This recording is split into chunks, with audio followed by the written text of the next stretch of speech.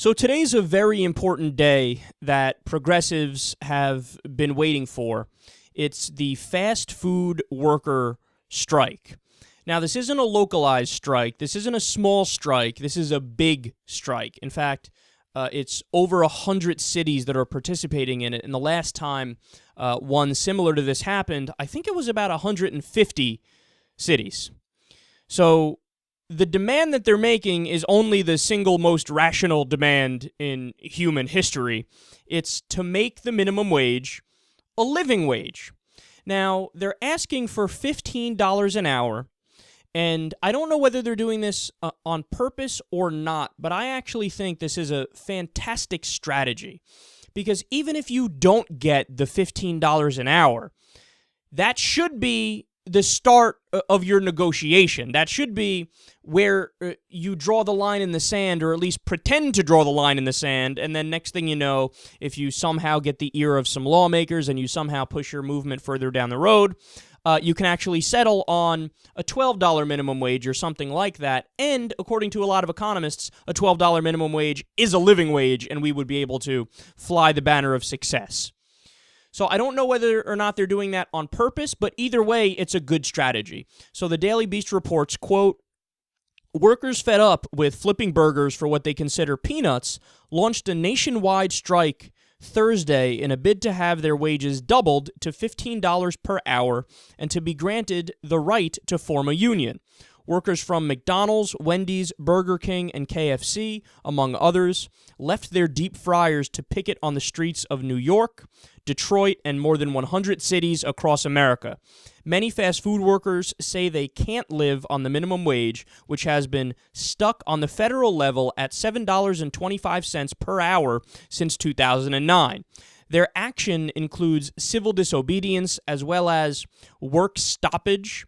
Police reportedly arrested about 20 workers at a McDonald's in New York City's Times Square, and several other workers were handcuffed in Detroit. Now, I don't know, because I don't have any more specifics, who's at fault in these arrests. Are they legitimate arrests? Were people vandalizing? Was there looting? Was there rioting going on? I don't know, so we'll reserve judgment on that. But in terms of the overall message of the protest and the overall feeling of the protest, it's not violent. These guys aren't causing problems. They're doing civil disobedience, and they're telling you they're doing civil disobedience. So, again, not to jump to conclusions or anything, but, if all things are as they're being reported in the various articles I've read on this topic thus far today, the 20 arrests were likely unnecessary. Okay, if there's anything that Ferguson, Missouri has taught us, it's that the police abuse of authority is maybe more rampant than we ever thought it would be in the past.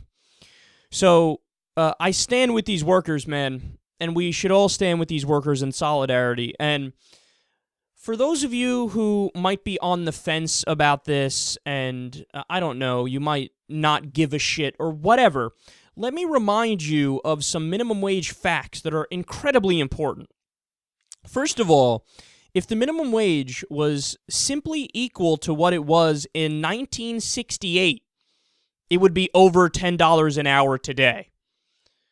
A lot of people don't know that. They have no idea that the minimum wage in 1968, if you had chained it to inflation back then, today that same minimum wage would be over $10 an hour. So when you have conservative politicians, and I've heard them make this argument before, when they say, well, back when I was working for the minimum wage in 1963, let me tell you a little something.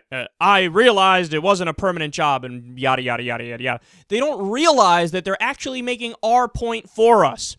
What they're saying is, yeah, back when I was working in 1963, the amount of money I made was equal to over $10 an hour today, and that's what we should fucking make it today. So that's point number one. Point number two, if the minimum wage was chained to worker productivity, it would be, at a minimum, $18.30 an hour.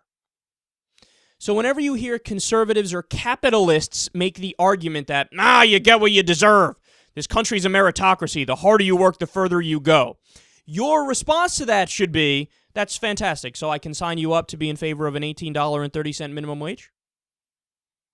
Because that's what that would entail. That's what these workers are producing. And also, to be clear, that's the lowest number I've seen. I've seen numbers as high as about $22 an hour or $22.75. So if you chained it to productivity, the minimum wage would be much higher. Furthermore, 80% of Americans support raising the minimum wage, including most Republicans. How's that for an interesting fact? Also, a $10.10 minimum wage, which is really nothing in terms of how high you raise it. That's still under a living wage. But even if you were to do that, that would boost GDP by $22.1 billion, and it would support the creation of 85,000 new jobs, because you end up giving more money to people who need more money, and then they immediately spend more money in the economy, and then more jobs pop up as a result of that. And it would also lift 4.6 million people out of poverty. Again, I'm just talking about if you raise it to $10.10 an hour, not even if you make it a living wage, which to me is really where you have to be at $12 an hour. And then the final two facts here, which are incredibly important. If you raise the minimum wage, government actually shrinks. So this is another reason why conservatives across the board should support raising the minimum wage, because if you're against welfare and if you're against food stamps and if you're against Medicaid and you don't want your tax dollars funding people who are lower on the economic ladder than you, well then, by supporting a raise in the minimum wage, what you're doing is you're telling the companies that are underpaying their employees, you're telling them, no, we're not going to allow you to do that. You need to pay them more so they can survive, and then they'll be able to get off the government dole. They won't need money from taxpayers because your ass will be paying them more, as you should. So if you really support smaller government, you should be in favor of raising the minimum wage. And finally, as of today, we have over 10 million people who are working poor. Isn't that stunning for the United States of America, a first world nation? You know, I always bring up this point on the show, and I think people are tired of hearing it. I'm certainly tired of saying it, but I think it needs to be said.